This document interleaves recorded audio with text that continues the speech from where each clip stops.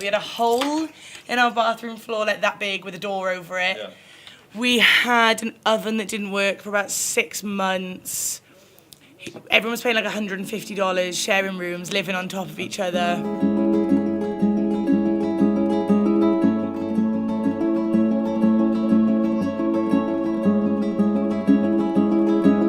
Queenstown is facing its own housing crisis.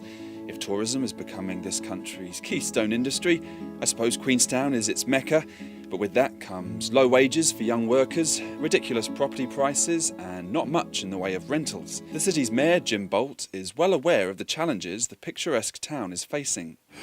Queenstown is now officially the most expensive part of New Zealand for real estate, and so that certainly causes problems for just ordinary folk wanting to live here and have a house here.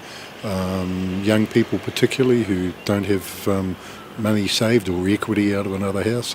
The average house price is north of $1 million.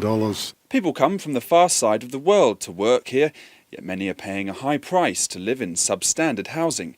Meg moved here 2 years ago. But there's about 25 of us. In one house? In one house. We had a cardboard window in our living room for the year that I lived there. We had a hole in our bathroom floor like that big with a door over it. Yeah. We had an oven that didn't work for about 6 months. Everyone was paying like $150, sharing rooms, living on top of each other.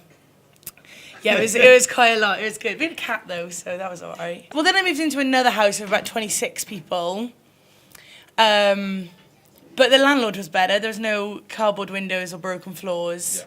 So that wasn't so bad. And now I'm in a nice house. Yeah. There's still like 10 of us in it. Oh, 10, that's an improvement. But it is an improvement. Yeah, it's got heating and stuff, so expensive. Can't complain.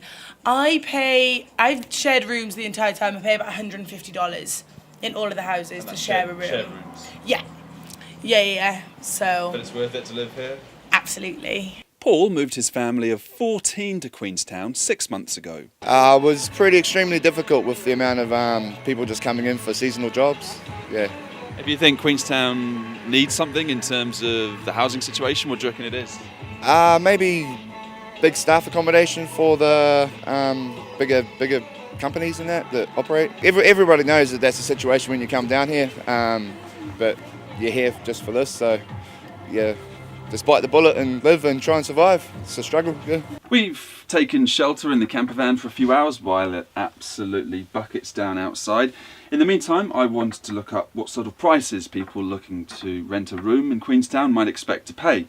So these are suburbs that are in pretty close proximity to Queenstown. $360 per week in Goldfield Heights, $250 per week in Fernhill, $250 per week in Arrowtown, $300 a week in Lower Shotover, Kelvin Peninsula, that's a 5-minute drive, $300 per week there. It is not cheap. Rosie Hill has worked as an environmental lawyer in Queenstown for 2 years. The cost of living here is probably a lot higher than in other parts of New Zealand. I mean, basic things like petrol and groceries here are generally more expensive, and the wages can be a lot lower in a lot of industries. And then there's obviously the housing market, which everyone, talks about here, almost like you sort of get sick of hearing about it every day, but it is such a problem on people's mind. I think it's not just the fact that the houses that are available are unattainable to young families or young people working here, but it's also the fact that there isn't enough, and there's not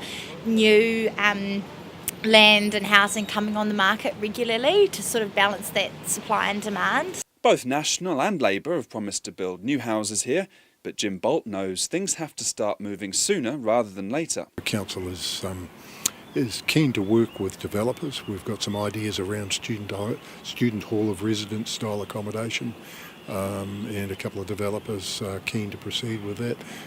Council is working very proactively with those developers to try to achieve that. 2 or 3 of those might see quite large properties built, maybe 300, 400 beds, and that would go a long way towards fixing the problem. As Queenstown continues to boom, Rosie Hill says there are other issues to think about. My generation, we're really charged with the responsibility of taking Queenstown from what's always been sort of a small probably used to be a rural community, and soon it's going to become a city, and I think that's going to happen sooner than we think. The growth projections here are massive, so we really need to responsibly think about things like our environmental social conscience, how we can implement measures in our planning regime in particular to ensure that our natural environment is protected, and that we can also have a livable city. People come here because of our natural environment. I mean, you look around and we live in one of the most amazing places in the world, but if we don't respect that and protect that, then that tourism base is, it's not going to be there forever.